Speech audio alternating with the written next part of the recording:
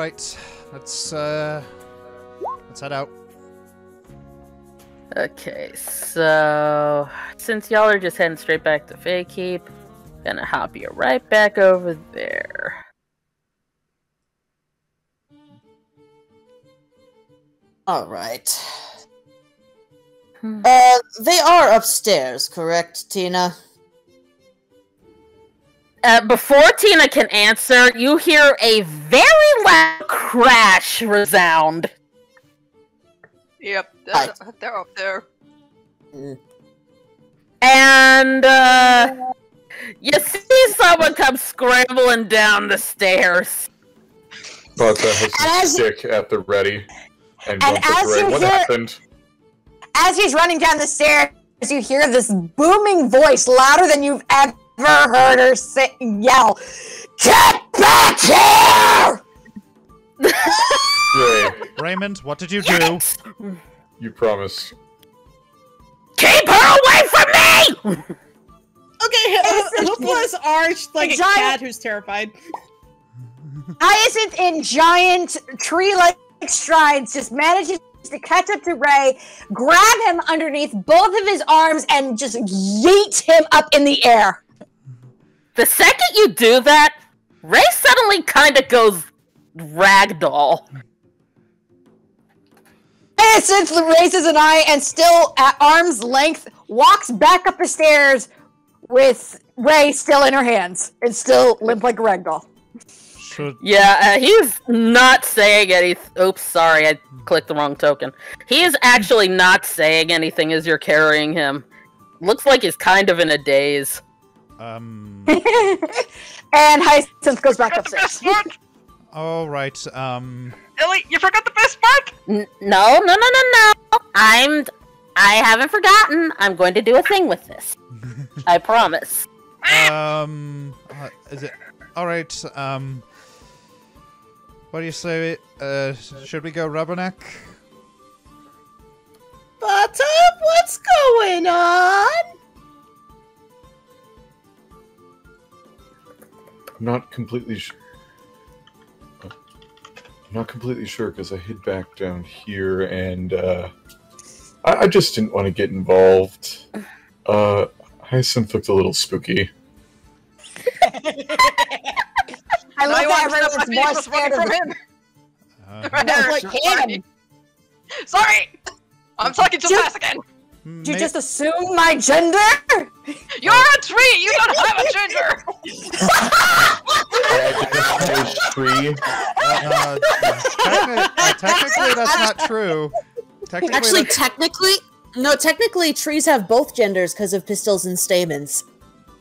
Which is why, for the people who've been trying to ship Hyacinth and Simon, she is asexual! She has no attractions romantically or otherwise! Stop blaming those in my ship! This has been a lovely TED Talk, but can we get back to the game, please? All right. Simon looks towards the Ronan and Bata. Maybe we should go. Someone should go check up on them because I don't think I've ever seen Raymond go limp before. That didn't seem like a good thing. Let's go. Hoopla immediately says, "Thanks for volunteering, Simon," and she jumps to Bata. And Bata pets Hoopla too, and smiles with a smile that says, "Good luck." Anyone else gonna go? I've got you covered, brah. I would wanna go, but I'm having a thing with Panne, so... All right, okay. Let's figure this. I volunteer as tribute. Okay, so we're gonna head upstairs. Just remember, Ember, brah. She may look spooky, but don't let that deceive you. She actually is spooky. Thanks, Ronan. Good pep talk. Only the best for my fishy, brah.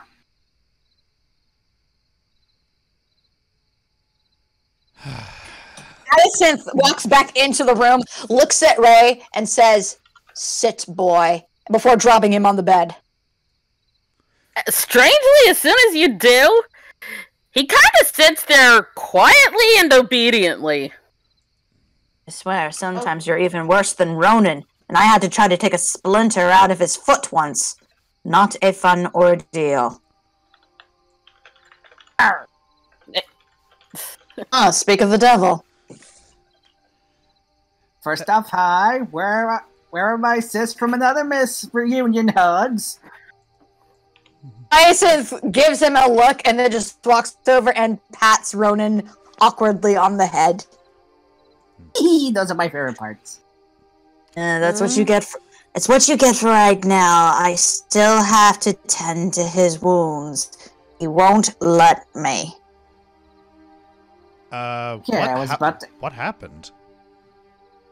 You were there. You saw it. Well, oh. He's going blip. Oh my gosh! I actually have a picture of this. Yes.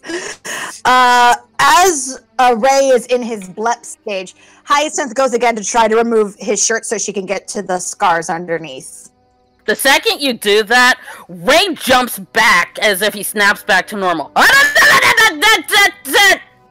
They won't heal properly if you do not let me tend to them. There will be no magic. I don't use magic in my healing. Only herbal. I know, but he looks at Ronan and Simon. Would you prefer if they left the room? Yes, I very much would. Hyacinth grabs Ronan and by the scruff of the neck and goes, out, out, out. I need to tend to my patient. Out. You of all people should know this, that I should have, I need privacy when tending to a patient. Now scoot. You think I'd be used to being kicked out of places by now? Yes, you should be. And Hyacinth closes the door. Hyacinth turns around and looks at Ray. Now will you please let me take off your shirt? Or if you feel more comfortable, you can do it yourself. Just remember what you promised me, okay? Yes, no magic, I promise. And don't tell them about this. Of course not. Always make it a point not to tell anybody about my patients unless they specifically say so, or if it's an immediate danger to them or anyone else. Ray takes a deep breath, and he removes his shirt. And Hyacinth, you see that his torso is absolutely covered in what look like brutal-looking scars.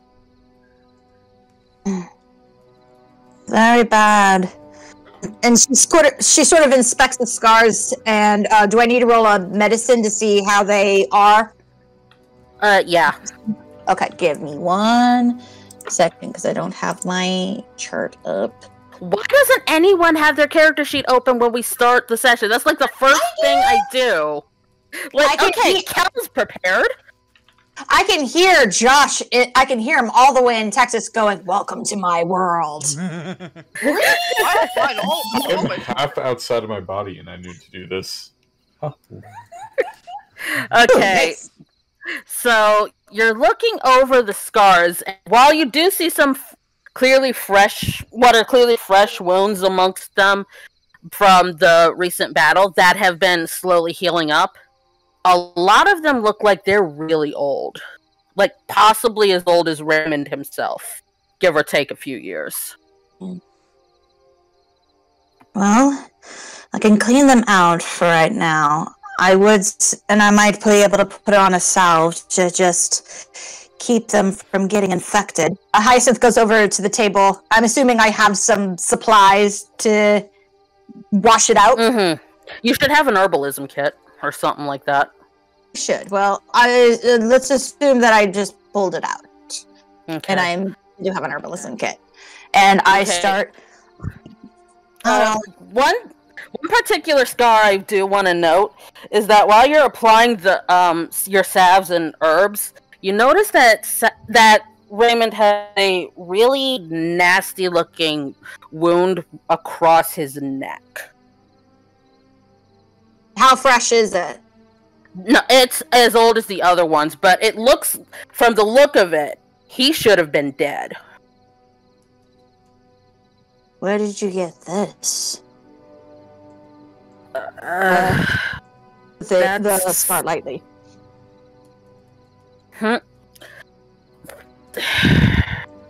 Same place I got all the others. Which is?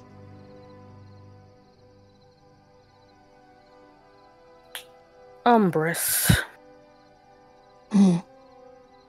Well, this one particularly, you were very lucky.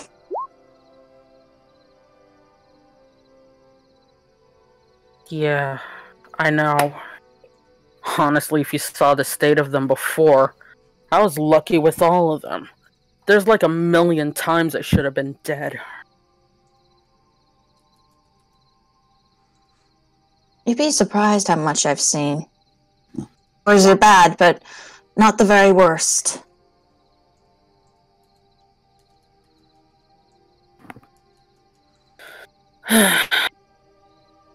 Well, regardless, just don't tell anyone about my scars. It's bad enough they see the ones on my arms. I don't need them to see the rest of these. I won't tell them. As long as the scars don't get infected and don't prove as a danger to your health, I won't say anything. You know, one of Torin's favorite things to say to me was, I'm more dangerous to me than anyone else. So, any infections, I'm not worried about. So, I'm a healer. It's what I do. I have to worry about all the possibilities that one could have with any kind of wound or sickness or anything that may be troubling them physically.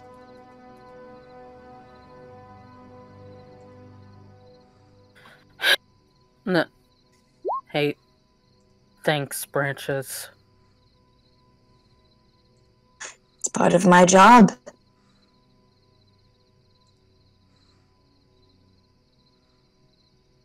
Okay, so, that's about it for those two. Simon and Ronan, do you want to say or do anything? Not really. We're just patiently. Simon's just patiently waiting in case they're screaming. And I'm holding the door closed just in case there's punching and kicking. So, remind me after the game to tell you where Raymond got that scar on his neck. Because trust me, it's nasty. Yeah, okay.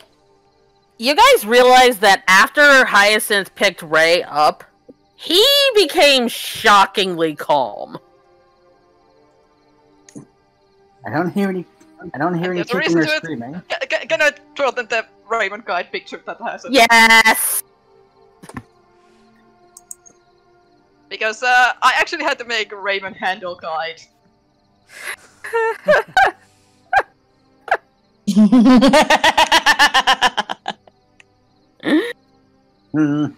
don't hear any kicking or... Honestly, the only reason that worked is because Raymond knows and likes Hyacinth. I don't hear any kicking or screaming. That's adorable. I don't hear any kicking or screaming. She killed him! And Hyacinth from the other side, I can hear you! And no, she didn't! Sounds good. We didn't have to bribe you with candy. It's good. It is good. Okay, after, I'm going to say it took about 15 minutes to fully bandage Raymond up. Yep. And the two of them step outside of the room. You alright, Raymond? All good for now. We'll need to change the bandages later, but he should be fine for now. Alright. Awesome sauce. Well, if you're sure. I'm physically fine. Those scars will heal in time too, bruh. Raymond just picks up Utu and starts walking away.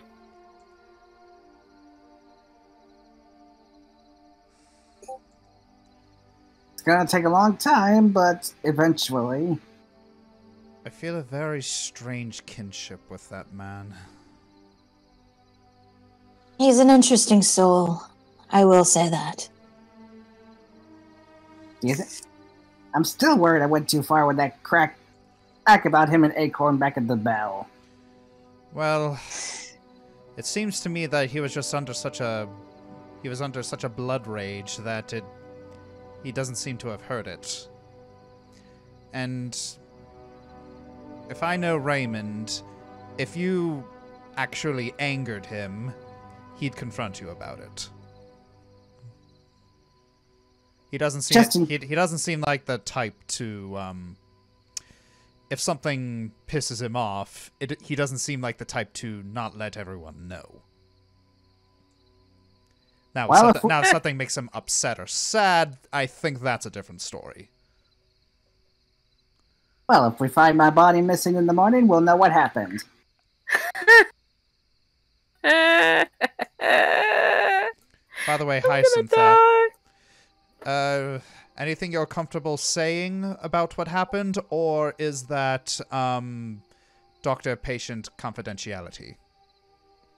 If he feels it necessary to tell you, or if I feel like he's in immediate danger, I will let you know. All right. And Hyacinth just walks downstairs. Well, are we going to go or not? Yes, we are. By the way, we might have new party members, Siski. Who would that be? Simon steps back. My little pumpernickel! Hyacinth freezes and almost exorcist-like just turns to look at him. Oh God! Simon ducks behind. Simon ducks into a room. You mean there's gonna be two of you? Father, he twisted into this. Hyacinth steps forward, gets down to Ronan's level, and looks him dead in the eye. He has his legs. We have known each other. Be grateful we have known each other for as long as we have. My medical practices can be used for other purposes, if you get my point. Oh, come on, you kept me around. What's one more?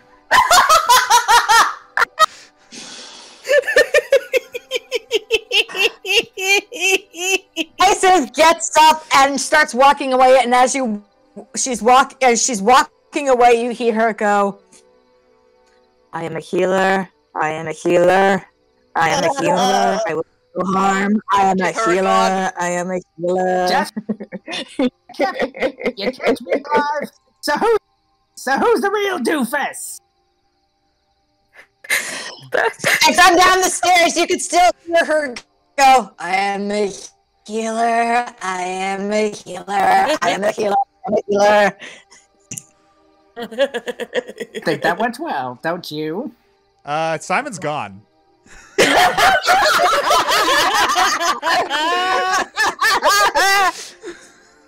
And now I'm alone.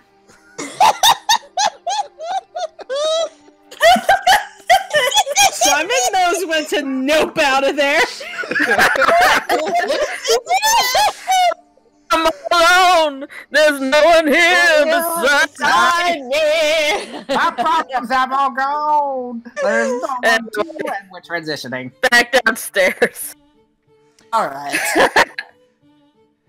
Pan has been working on making pastry for the delicacy that Fenix described in the sidebar chat. So let's see how my cooking check goes. Oh, please. Oh, to be fair, it's the first time she's doing it, so yeah. Like you make the dough all right, but because he was not great at describing how to make the innards, you kinda overcook them and they come out soggy and a little icky. that and the buns are actually very temperamental when you try to pile the fillings in, so it's just like gonna pop open if you Everything else turns out okay. It's not like the best thing she's ever made, but the pierogies, how do you say it? Pierogi, you got it pretty much right. Also, I feel the need to point out that pierogies originate in Russia. No, she. I did that on purpose because I knew Katie would be mad at me. I just want to start. In any case, Now I just want to start singing Moscow, Moscow, da-da-da-da-da. Yes. To life, L'chaim. Rasputin, Kabul, Kapsultin. Okay, so basically, like everything other than the pierogies turned out okay-ish, but the pierogi leaves a little to be desired. She looks over at Fenix. I will keep practicing, and the ones tomorrow will be better. She looks like she's mad at herself, not him. Fenix just slowly nods. It's like, well, to be fair, you did better than I did on my first try. Ray kind of sniffs at the air. Were you trying to make pierogies? Yes. Here. She gives him the plate with the pierogi, and the vegetables, a bowl with this bowl of creamy tomato soup, and she's saving the crepes for later. Wait, you know what pierogies are? Well, yeah. I've been to Blackcliff, although I didn't stay very long. It's just Maple kind of made her own special kinds. I didn't know it was that familiar for people. Pierogi? Well... Huh.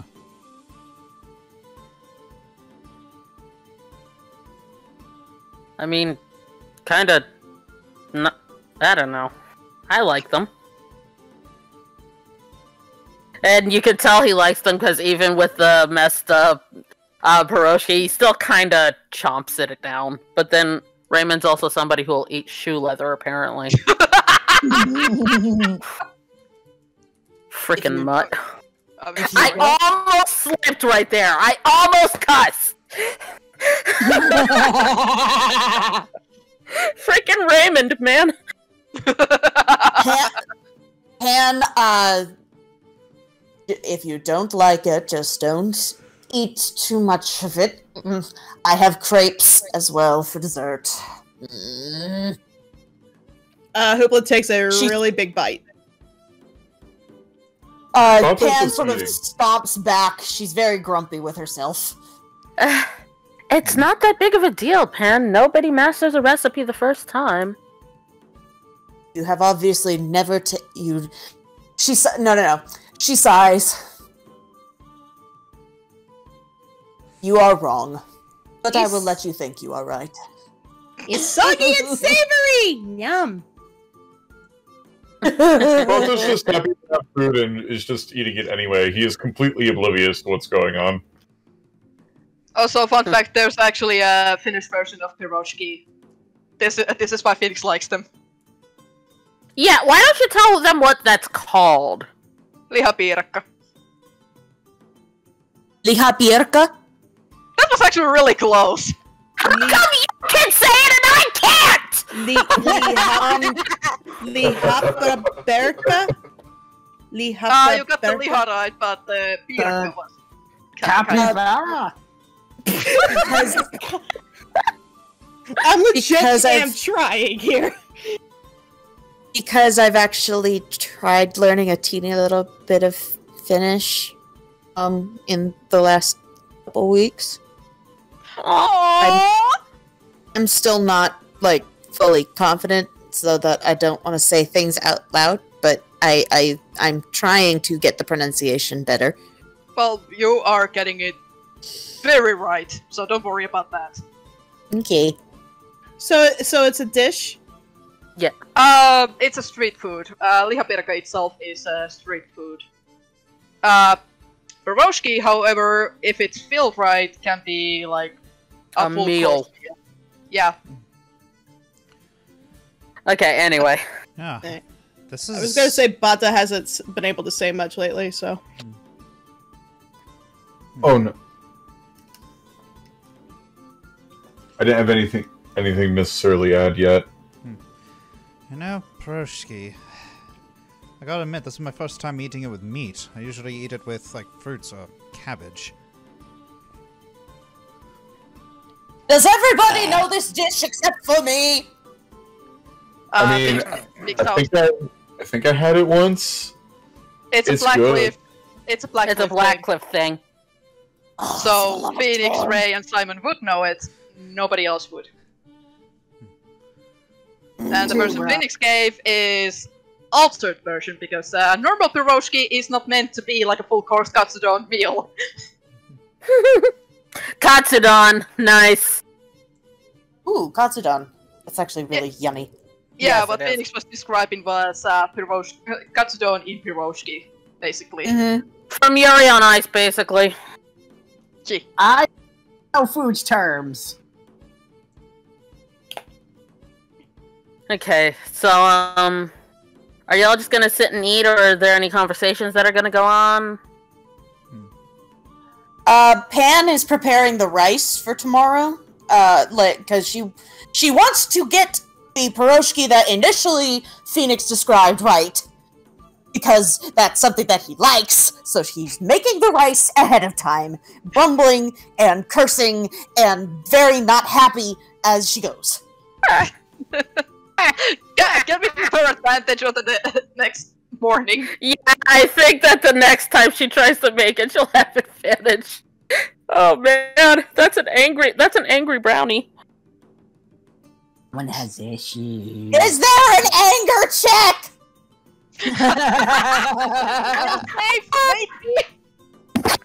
Oh, make an emotion check. Anyway. Oh! That was a sarcastic comment!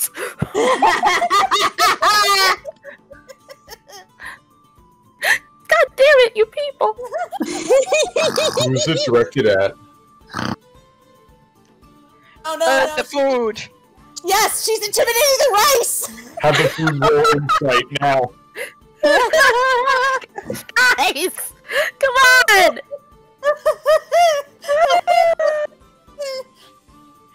I'm not touching that. Returning to the task at hand. That food was not made with love. The rice is her task at hand! So, as soon as he's done with his, pint, Ray comes over to the table. So, what's the status on the ship, fish boy? Should be up and running by the time we get back. Well, that's some good news. And even more good news, we got new shipmates, brah. What? Wait, who? Through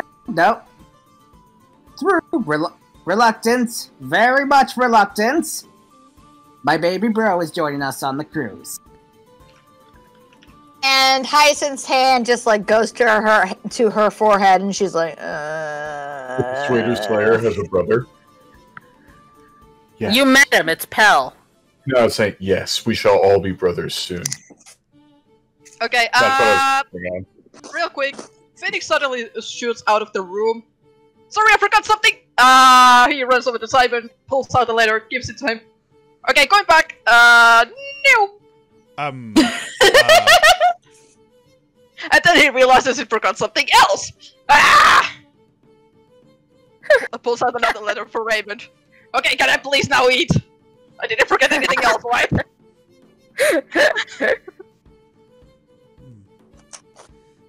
Alright. Oh.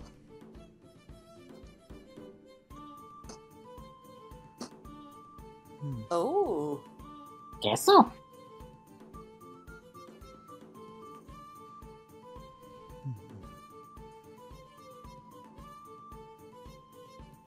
Like, I know Pan's not looking at it, although she always enjoys snooping, but I really want to know who Flannery is. Wait a minute, is she the fire-type gym leader?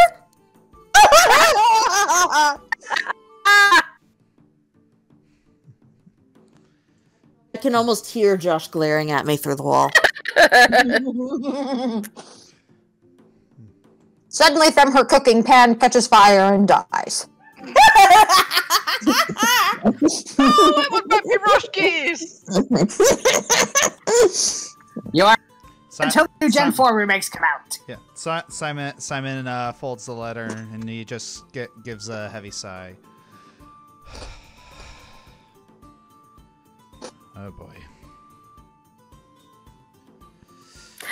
Okay, and the letter. Oh, sorry. Okay. Oh, go ahead. No, that's fine. Something the matter, pretty boy? Just a letter from my mom. None of your business. I didn't know I wrote you a letter. Simon, if you look over, you could see she's chuckling at you. She's trying to tease you. Ray smirks at you. That was better. Oh, good. I am learning. And, Ray opens his letter. His eyes go wide, and then he yells out, "Hey, Spooky!"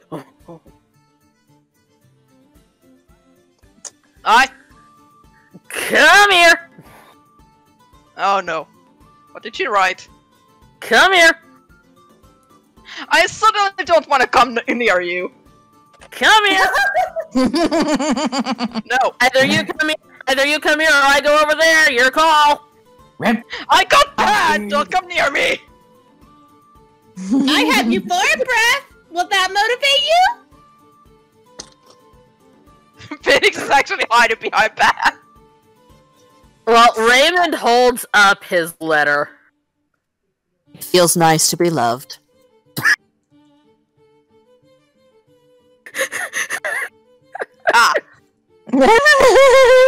So, we don't need to go back to Belgate, right?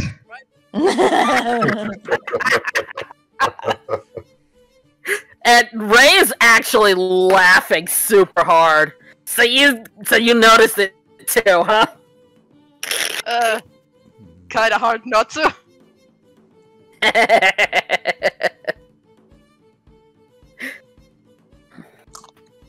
So yes, Go ahead. Just was going to explain that yes, Fenix kinda said sorry and came to a date.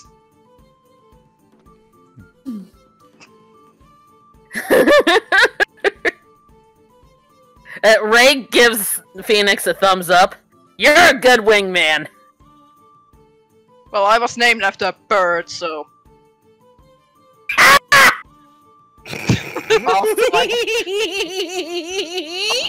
Oh, hold on.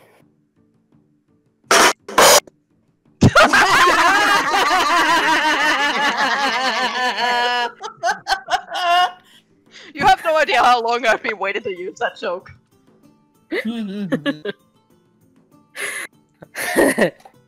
So we're gonna head in the morning. Yep. Ray gives Simon a serious look. You ready for this, fish boy? I don't think there's ever going to be an ideal time to do this.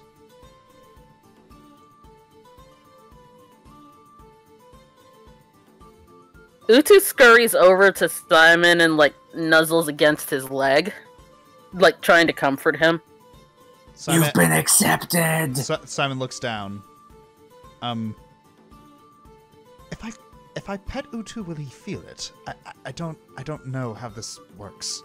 First of all, she. Second of all, physically no, but she likes the affection. Oh. Simon just kind of tries scratching the top of the head like he would a dog, and he's feeling very, very odd about this. Utu's little tail starts wagging. Alright, yep, this is weird.